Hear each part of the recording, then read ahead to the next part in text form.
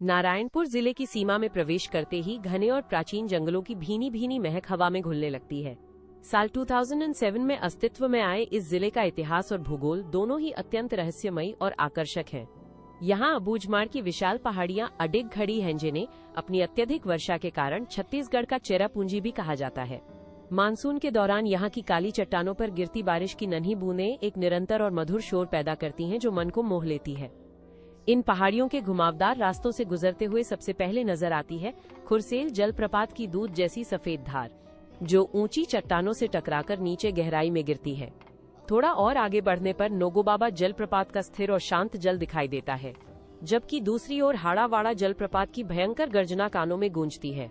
ये झरने केवल सुंदर प्राकृतिक दृश्य मात्र नहीं है, बल्कि इस पूरे दुर्गम क्षेत्र की अटूट जीवन रेखा है। नारायणपुर के इन घने वनों में दुनिया की सबसे बेहतरीन और कीमती सागौन की लकड़ी पाई जाती है, जिसकी चमक और मजबूती को देखने के लिए दूर दूर से प्रकृति प्रेमी यहाँ खींचे चले आते हैं। 1985 में स्थापित स्वामी रामकृष्ण मिशन का विशाल परिसर यहाँ की शांति का मुख्य केंद्र है, जहाँ की अनुशासित और सात्विक दिनचर्या स्थानीय जीवन को गहराई से प्रभावित करती है। जिले की सीमा के पास बहती जाटलूर नदी का किनारा तो जैसे एक अलग ही जादुई दुनिया है। यहाँ की सुनहरी रेतीली सतह पर विशाल मगरमच्छ बेफिक्र होकर धूप सेंकते हुए दिखाई देते हैं, जो इस नदी को अपना सुरक्षित प्राकृतिक आवास मानते हैं। सच तो ये है कि नारायणपुर की ये यात्रा केवल एक भौगोलिक स्थान की यात्रा नहीं है, बल्कि ये प्रकृति के उन अनछुए और पवित्र कोनों को करीब से महसूस करने का एक दुर्लभ अनुभव है।